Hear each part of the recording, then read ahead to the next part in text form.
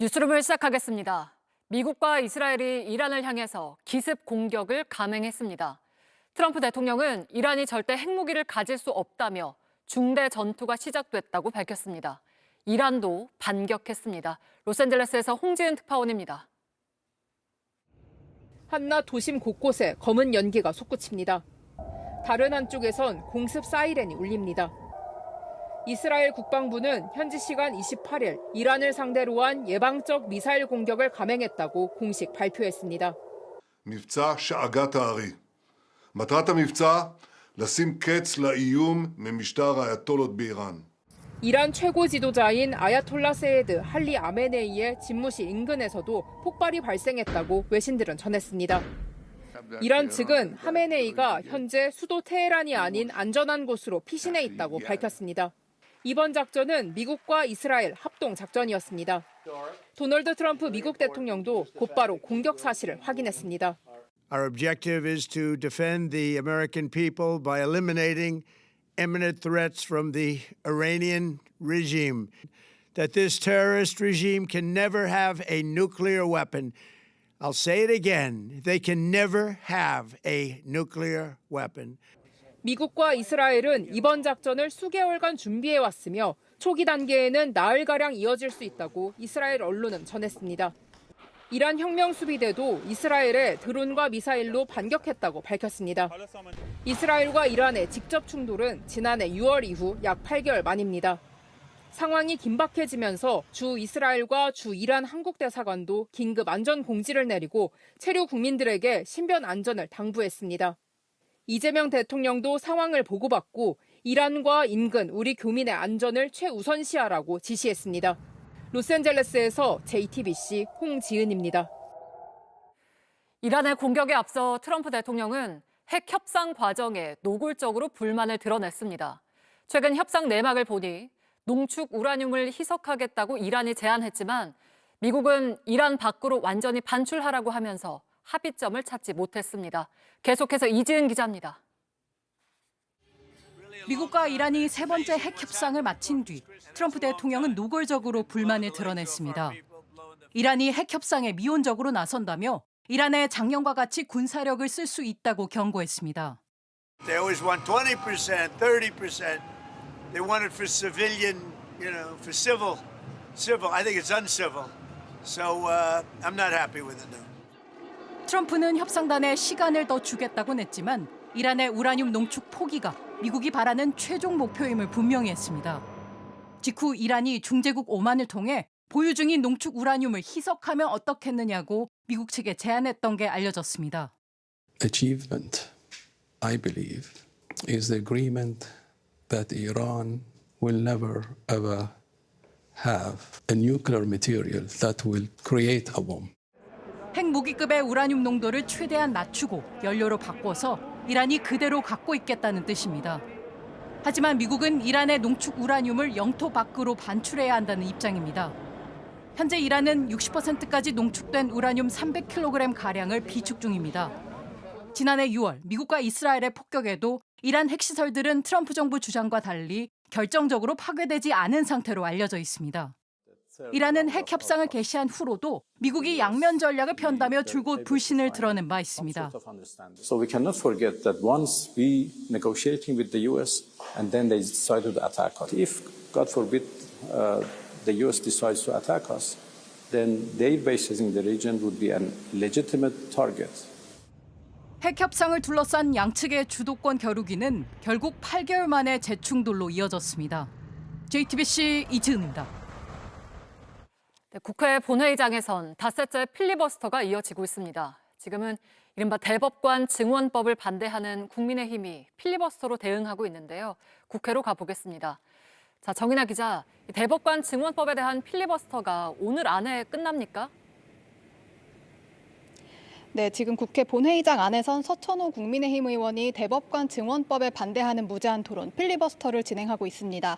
토론을 시작한 지 24시간이 되는 오늘 저녁 8시쯤 민주당 주도하에 표결로 필리버스터를 종결하고 대법관 증원법을 통과시킬 예정입니다. 이렇게 되면 법 왜곡죄와 재판 소원법 등 민주당이 추진하는 사법개혁 3법이 본회의 문턱을 통과하게 됩니다. 네. 곧 통과될 대법관 증원법은 구체적으로 어떤 내용인가요?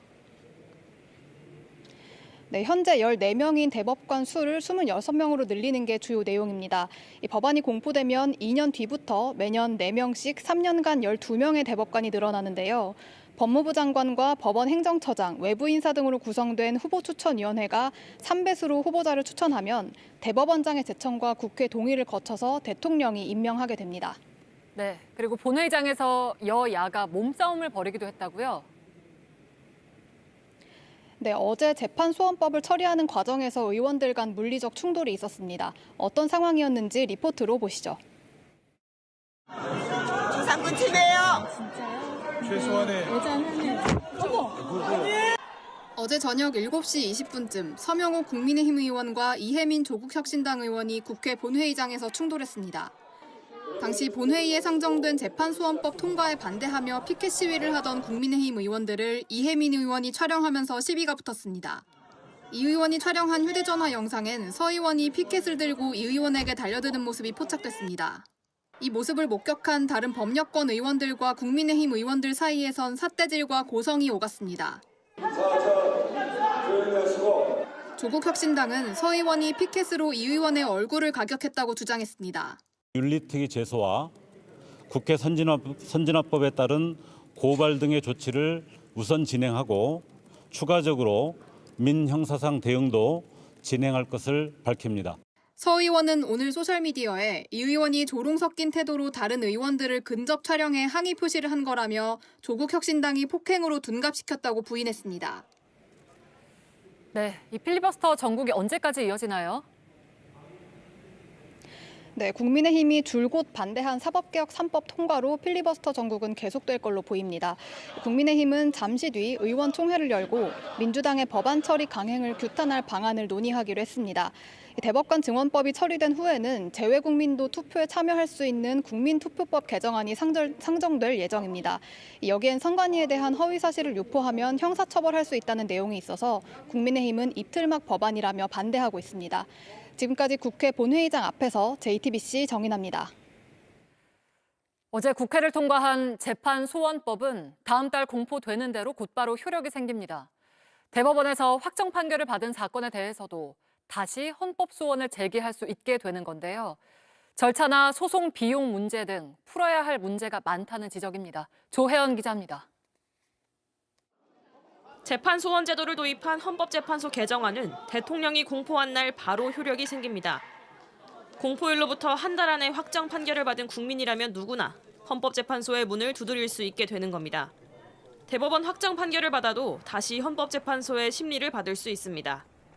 하지만 관련 절차에 대한 명확한 규정이 없어 혼란이 불가피할 거란 지적이 나옵니다. 대법원 관계자는 기존 재판 취소 뒤 재심을 하는 건지 어느 심급에서 재판이 이뤄질지 정해진 게 없다며 입법 정비가 필요한 상황이라고 말했습니다. 수도권 지역 한 부장판사는 재판소원 청구권과 비슷한 쟁점의 사건을 맡은 경우에는 헌재 판단을 기다려야 하는 문제도 있다며 사법체계가 치밀하지 않을 때 일선 법원에 미치는 영향은 상상을 초월한다고 지적했습니다. 다만 헌재는 기존 소송제도로도 충분하다는 입장입니다. 헌법재판의 소송 비용은 모두 국가가 부담하는 만큼 헌재 인력과 예산 문제도 관건입니다. 헌재 역시 지난달 도입 초기에는 심판 사건 수가 대폭 늘어날 수 있다고 예상하기도 했습니다.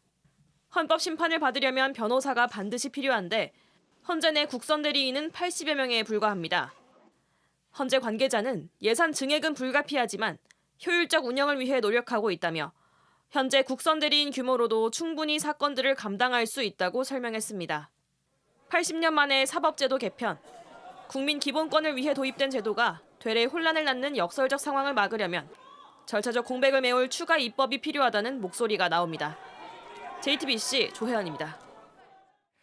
개혁신당 이준석 대표와 유튜버 전한길 씨의 부정선거 끝장 토론이 7시간 동안 진행됐습니다. 동시간 접속자가 30만 명이 넘을 만큼 관심은 컸지만 사실보단 음모론이 섞인 주장이 반복됐습니다. 류정화 기자입니다. 어제 오후 6시쯤 시작된 개혁신당 이준석 대표와 보수 유튜버 전한길 씨의 토론은 오늘 새벽 1시 반이 돼서야 끝났습니다. 이 대표는 부정선거는 음모론이라며 근거를 대라고 했고 결과를 보니까 의심스러워. 어떻게 재외국민투표에 다질 수 있냐 이런 거는 검증하겠다는 게 아니에요. 전 씨는 중앙선관위 개입 의혹을 다시 주장했습니다. 자, 부정선거 의혹이 그 많은 범죄자 집단이 어딥니까? 그 선관위에 대한 서버를 까보자. 통합인명부, 투표인명부에 대해 까보자. 전 씨는 21대 총선 당시 전북 전주의 비례대표 투표를 사례로 들었는데 투표 수가 몇 장입니까 지금? 이거 4,684가 나왔어요. 몇 장이 많죠? 10장이 그래 많은 택이죠. 10명이 유령이잖아요. 맞죠? 왔겠죠, 그죠? 이 대표는 선관위의 해명이 상식적이라고 맞받았습니다. 같은 날 어차피 개표하는 같은 개표소에 있던 거니까 네. 표가 혼입되었다는 주장인데 10표 정도 부정선거를 하기 위해 가지고 이 일을 벌인 사람도 있는 거네요. 전 씨 외에 다른 패널들의 황당한 주장도 이어졌습니다. 이런 식으로 이른바 일장기 두 장이 됩니다. 1,000장 넘게가 일장기 투표지에 나왔답니다. 일장기 투표지를 다 까가지고 재검표했죠. 누가 더 많이 나왔습니까? 민경 후보가 많이 나왔잖아요. 마치 미국에 있었던 1942년에 있었던 맨해튼 프로젝트 같은 그 일종의 극비 프로젝트입니다. 맨하탄 프로젝트는 핵폭탄 만드는 건데 그거랑 그렇죠. 이게 무슨 상관이 있나요? 그러니까 누가 한 겁니까 이건 그러면? 한국 척 정치인으로는 김대중 설명합니다. 김대중 대통령은 평생 낙선을 하신 분인데 이분이 부정선거 주체라고요? 전 씨는 부정선거 해결이 제2의 계몽령이라고 주장했고 윤석열 대통령의 비상계엄이 대한민국 첫 번째 인류 계몽령이었다면 부정선거에 관한 걸 해결하는 것이 진실을 알리는 것이 제2의 계몽령이라고. 이 대표는 중요한 건 사실이라고 맞받았습니다. 동탄에서 당선될 때도 저는 사전 선거에서 지고 본투표에서 크게 이겼습니다. 그러니까 하나도 팩트에 맞는 것이 없는데 그냥 JTBC 류정화입니다. 장동혁 국민의힘 대표는 선거 시스템을 다시 설계하기 위한 당 차원 TF를 만들겠다고 했습니다.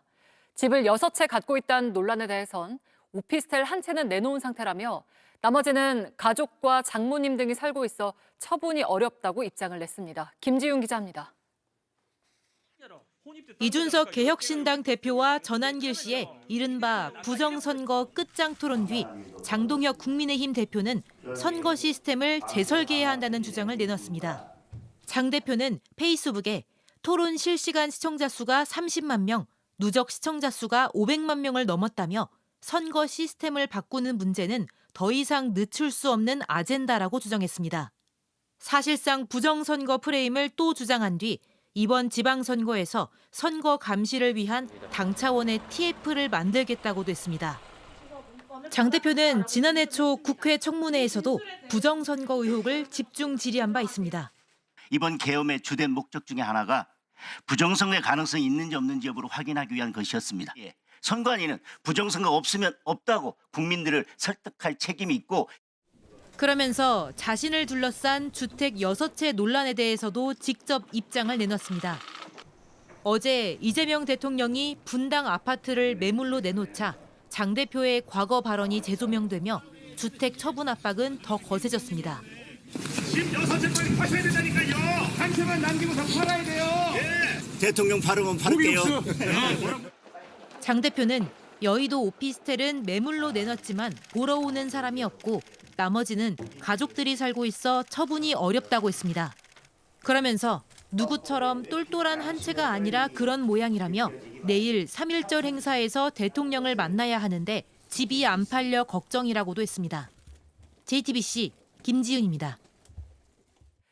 이재명 대통령이 오늘 박은식 현 산림청 차장을 신임 산림청장으로 임명했습니다. 청와대 강유정 대변인은 박 청장이 산불 진화 역량을 강화하고 산림청의 혁신을 이끌 적임자라고 밝혔습니다.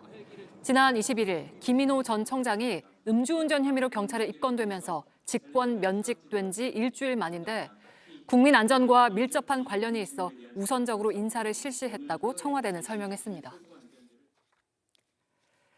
서울 강남경찰서가 보관하던 비트코인이 사라진 사건 관련해서 이 코인을 빼돌린 코인업체 운영자가 결국 구속됐습니다. 이런 허술한 자산 관리는 경찰뿐이 아니었습니다. 국세청이 보도자료에 비밀번호를 노출했다가 수십억 원이 빠져나간 정황이 포착됐습니다. 김영민 기자입니다. 강남경찰서가 보관하던 비트코인 20억 원어치를 빼돌린 혐의로 코인업체 운영자 40대 이모 씨가 구속됐습니다. 경기 북부경찰청은 업체 대표인 40대 남성과 실질적 운영자인 이 씨를 해킹 등의 혐의로 구속영장을 신청했고 법원은 어제 저녁 이 씨에 대해 도주 우려와 증거인멸 염려가 있다며 영장을 발부했습니다. 경찰 조사에서 업체 대표는 경영난 때문에 돈이 필요했다며 혐의를 인정했지만 운영자 이 씨는 끝까지 범행을 부인했습니다. 그동안 이 씨는 제3의 인물인 해커 정모 씨가 코인을 빼돌린 뒤 해외로 도피했다고 주장해왔습니다. 하지만 경찰은 비트코인 이동 내역과 참고인 진술 등을 토대로 이들이 직접 비트코인을 유출한 것으로 보고 있습니다. 앞서 JTBC는 강남경찰서가 지난 2021년 이미 제출받은 비트코인 22개를 외부 콜드월렛에 잘못 보관하다 4년 만에 도난 사실을 인지했다는 내용을 단독 보도했습니다. 당시 수사팀은 코인을 확보하고도 경찰 전용 지갑이 아닌 업체 소유의 지갑에 그대로 뒀습니다. 업체 관계자들은 지갑 복구용 비밀번호인 니모니 코드만 있으면 코인을 뺄 수 있다는 점을 노렸습니다. 니모니 코드는 코인 지갑마다 실물 저장 장치를 잃어버려도 복구할 수 있는 코드입니다. 국가기관의 허술한 코인 관리는 국세청에서도 반복됐습니다. 최근 국세청이 고액 체납자의 코인 지갑 압류를 홍보하며 보도자료를 냈는데 여기에 니모니 코드를 모자이크 없이 그대로 노출한 겁니다. 사진이 공개되고 불과 몇 시간 뒤 지갑에 있던 69억 원 상당의 코인이 빠져나갔다는 의혹이 제기됐습니다. 경찰은 해당 사건에 대해 즉각 수사에 착수했습니다. JTBC 김영민입니다. 보이스피싱은 인공지능 기술까지 동원해서 나날이 정교해지고 있죠. 여기에 맞서서 범죄자 대화 패턴이나 목소리를 AI로 실시간 분석해서 범죄 피해를 막아내는 기술도 빠르게 발전하고 있습니다. 임지수 기자가 취재했습니다. 지난달 직장인 안모 씨가 바쁜 업무 중 받은 전화입니다. 개인 보험 안에 남아있는 환급금 점검을 통해서 찾아가시라고. 친절한 설명이 이어지는데 30세부터 65세까지만 접수 먼저 해드리고 있는데요. 나이가 어떻게 되세요? 44살이요. 자연스러운 대화를 끊고 경고음이 울립니다. 계시는 지역 본까지만 확인하고요. 피싱 알림이라고 떴는데 피싱 아니에요? 걱정 안 하셔도 되고요. 좀 끊을게요. 보이스피싱에 넘어갈 뻔한 안 씨에게 경고 알림을 보낸 건 AI 통화 비서 앱 A-입니다. 과거부터 최근까지 알려진 피싱 대화 패턴을 학습한 AI 모델이 개인정보를 요구하거나 기관을 사칭하거나 협박하는 등의 내용을 실시간으로 감지하여서 사용자에게 경고 알림을 제공하게 됩니다. 이 기술로 지난해 스팸 피싱 통화 2억 5천만 건을 선제적으로 차단했다는 설명입니다. 비슷한 서비스를 제공 중인 통신사들과 삼성전자는 국가수로부터 총 3만 8천여 건 실제 피싱 사례의 대화록을 공유받아 AI 학습에 쓰고 있습니다. 국가수는 1만 4천 명 넘는 보이스피싱범 실제 목소리를 장기간 DB화해 추적 중인데 최근 SKT와 LG U+ 등 통신사들이 잇따라 규제 실증 특례로 데이터를 넘겨받고 있습니다. 범죄자 한 명이 여러 번 범행을 하는 경우가 많기 때문에 문맥 탐지에서 이제 검출이 됐을 때 2차로 목소리까지 검출하는. 이젠 짧은 통화만으로 목소리를 따내 딥페이크 목소리를 만들어내는 등 AI 활용 범죄 수법도 다양해져 이에 맞설 기술도 정교해지고 있습니다. 엄마 나 200만 원만 보내줄 수 있어? 요거는 실제 목소리는 리얼 나오고요. 엄마 나 200만 원만 보내줄 수 있어? 네, 요거는 페이크. 정부는 최근 수사기관 데이터까지 결합된 AI 탐지 기술이 피해 예방에 큰 역할을 할 것으로 보고 시민들의 적극적인 서비스 이용을 당부했습니다. JTBC 임지수입니다. 경기도 성남의 7층짜리 건물에서 불이 났습니다. 건물 병원에 있던 환자들을 비롯한 84명이 대피했고 다행히 인명피해 없이 불을 껐습니다. 사건 사고 소식 윤두열 기자입니다. 흰 연기가 건물 옥상을 집어삼켰습니다. 소방차가 물을 뿌려보지만 연기가 점점 더 커집니다. 환자복을 입은 이들이 대피합니다. 오늘 오전 8시 49분쯤 경기 성남시 분당구 7층짜리 건물에서 불이 났습니다. 이 건물 2층에서 6층까지는 정형외과가 있습니다. 걸으실 수가 없는 분들이시니까 휠체어 겨우 타고 막 밀고 나오시고 막 어르신들 막 부축해서 나오시고 아비규환이었죠. 소방은 대응 1단계를 발령해 불을 껐습니다. 하지만 건물 외장재 때문에 불길이 쉽게 잡히지 않았습니다. 터널이 있기 때문에 물이 침투가 안 돼서 저희 대원들이 옥상에 올라가서 그 공간에 있는 데를 파기한 다음에 불은 화재 발생 3시간 20분이 지나서 완전히 껐습니다. 의료진들의 신속한 대처와 소방 구조 덕에 84명이 안전하게 대피했습니다. 경찰은 건물 외벽에 비상용 엘리베이터 설치 작업을 하던 중 불꽃이 튀었다는 진술을 토대로 화재 원인을 조사하고 있습니다. 어제 오후 10시쯤 경북 울진 한 골프장에서 고소 작업차에 타고 있던 노동자 2명이 아래로 떨어졌습니다. 한 명이 숨지고 한 명이 크게 다쳤습니다. 경찰은 야간 조명을 설치하다 작업차가 넘어진 것으로 보고 사고 경위를 조사하고 있습니다. 오늘 오전엔 전남 영암군 한 조선소에서 선박 구조물이 쓰러져 30대 외국인 노동자가 깔려 숨졌습니다. 경찰과 노동청은 구조물을 옮기다 사고가 난 것으로 보고 안전수칙 준수 여부를 조사하고 있습니다. JTBC 윤두열입니다. 어제 쿠팡의 실적 발표에서는 정보 유출 사태의 여파가 실적에 직접적인 충격을 줬다는 사실이 확인됐습니다. 하지만 어제도 쿠팡은 이번 사태에 대해서 우리도 피해자란 취지의 발언을 해서 또 한 번 비판을 받고 있습니다. 박현주 기자입니다. 어제 김범석 쿠팡 INC 의장은 정보 유출 사태 석 달 만에 투자자 실적 발표 자리를 빌어 공식 석상에서 처음 사과했습니다. 하지만 마이크를 넘겨받은 해롤드 로저스 쿠팡 대표는 이번 사태 개요를 언급하며 쿠팡도 피해자란 취지의 설명을 이어갔습니다. The recent incident was not caused by a systemic failure of security measures. This was a crime committed by a former employee against Coupang and against our customers. 하지만 고도의 해킹도 아닌 내부자 출신의 공격에 손쉽게 무너지는 보안 시스템을 방치한 건 쿠팡 측의 가장 큰 실책으로 꼽힙니다. 민관합동조사단 조사 결과 쿠팡 용의자는 재직 시 PC에 저장해둔 인증서명키가 퇴사 뒤에도 폐기되지 않자 전자출입증을 찍어내며 회원들 계정 정보를 드나들었습니다. 이거는 분명히 관리의 문제입니다. 지능화된 공격으로 보기는 어려울 것 같습니다. 최근 추가 유출 사실이 밝혀진 대만 고객 20만여 명 개인정보 DB도 이 키를 통해 뚫고 들어간 것으로 확인됐습니다. 대만과 한국 쿠팡은 같은 소스 코드, 즉 설계도를 사용하는 플랫폼을 쓰는데 출입증을 생성하는 핵심 키를 나라별로 분리하는 시스템조차 갖춰두지 않은 겁니다. 어제 실적 발표에서 쿠팡은 대만 사업이 중요한 성장축이 될 거로 기대하며 공격적인 투자를 약속했습니다. 하지만 대만에서도 한국에서와 같은 사고 대응 논란이 반복된다면 대만 시장에서도 고객 신뢰 회복은 쉽지 않을 거란 지적이 나옵니다. JTBC 박현주입니다. 북한이 소총을 든 김주의 모습을 공개했습니다. 그동안 김정은 국무위원장 옆에서 함께 등장한 것과 달리 혼자서 총을 쏘는 모습입니다. 후계자 이미지를 강화하려는 거 아니냐 하는 해석입니다. 안지현 기자입니다. 가죽 코트를 입은 김주애가 한쪽 눈을 감은 채 총 쏘는 장면입니다. 북한 매체는 오늘 이 같은 사진과 영상을 공개했습니다.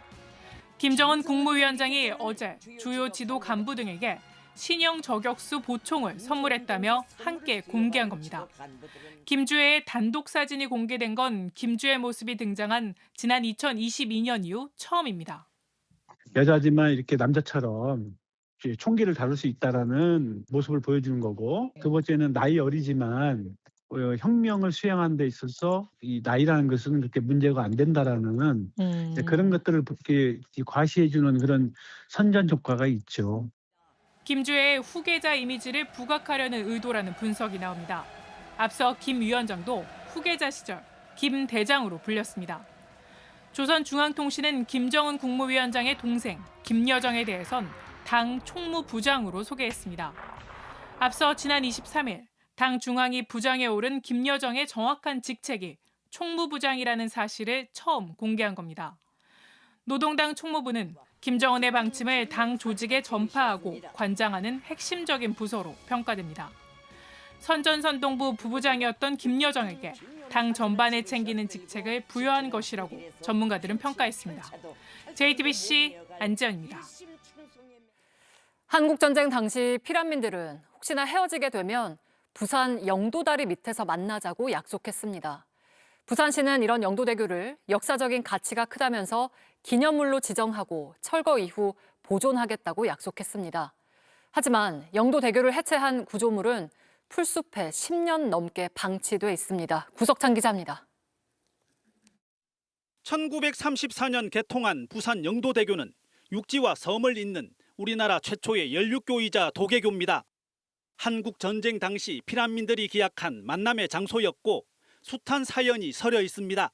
52년도에 내가 어릴 때 여기 와서 수영도 하고 노는 그런 기억은 있죠. 역사적, 문화적 가치를 인정받은 영도대교는 2006년 부산시 기념물로 지정됐습니다. 그로부터 7년 뒤 지금의 세 다리가 세워졌고 영도대교는 구조물을 해체해 보존하는 조건으로 철거됐습니다. 하지만 해체된 구조물은 보존이 아니라 방치되고 있습니다. 부산 도심에서 20km쯤 떨어진 외곽 지역입니다. 철문을 열고 구석 풀숲으로 가보니 옛 영도대교 구조물을 겨우 찾을 수 있었습니다.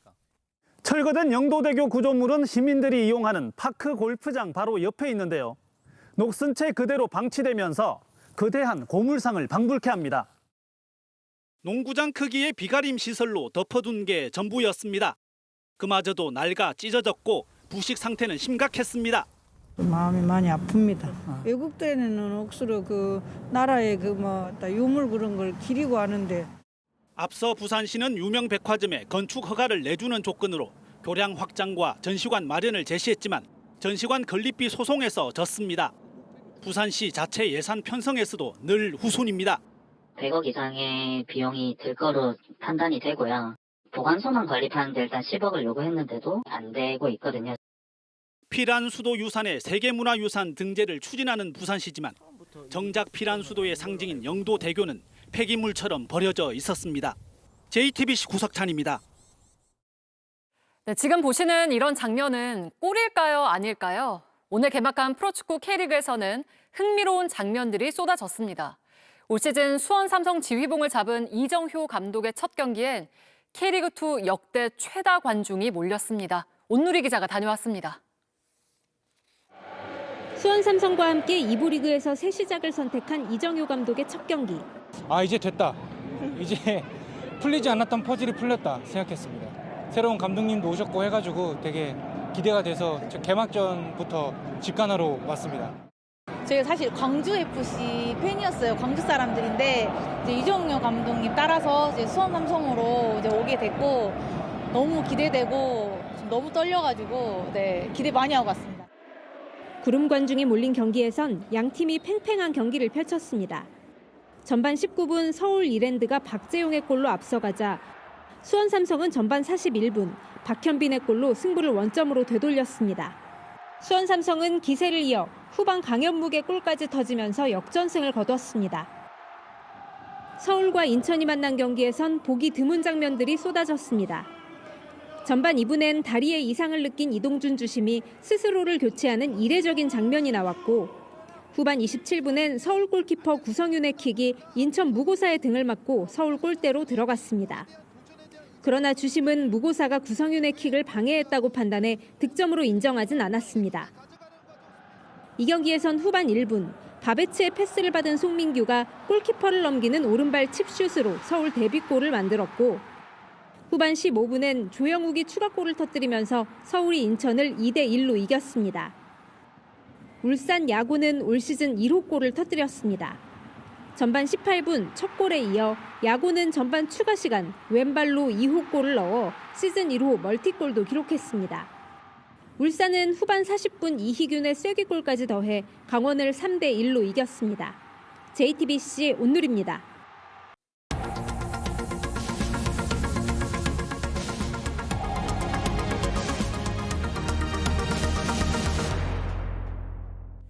미국과 이스라엘이 이란에 대한 기습 공격을 시작한 가운데 조금 전에 들어온 속보 추가로 전해드리겠습니다. 바레인에 있는 미 해군 제5함대 정비센터가 미사일 공격을 받았다고 바레인 현지 언론이 전했습니다. 바레인을 비롯해서 카타르와 아랍에미리트 등 미군이 주둔 중인 다른 걸프 국가들에도 현재 폭발이 동시다발적으로 이어지고 있는 걸로 알려졌습니다. 이란 혁명수비대는 아직 미군에 대한 공격 사실을 구체적으로 공개하진 않았지만 미군 기지에 대대적인 반격을 시작한 것으로 추정되고 있습니다.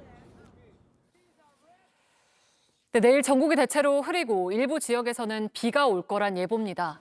강원과 경북 일부 지역엔 비나 눈이 오는 곳이 있겠습니다. 아침 최저 기온은 영하 1도에서 영상 8도, 낮 최고 기온은 영상 7도에서 15도로 평년보다 높겠습니다. 기온이 오르면서 강이나 하천의 얼음이 녹아 깨질 우려가 있으니 안전사고에 유의하셔야겠습니다. 뉴스룸 마치겠습니다. 고맙습니다.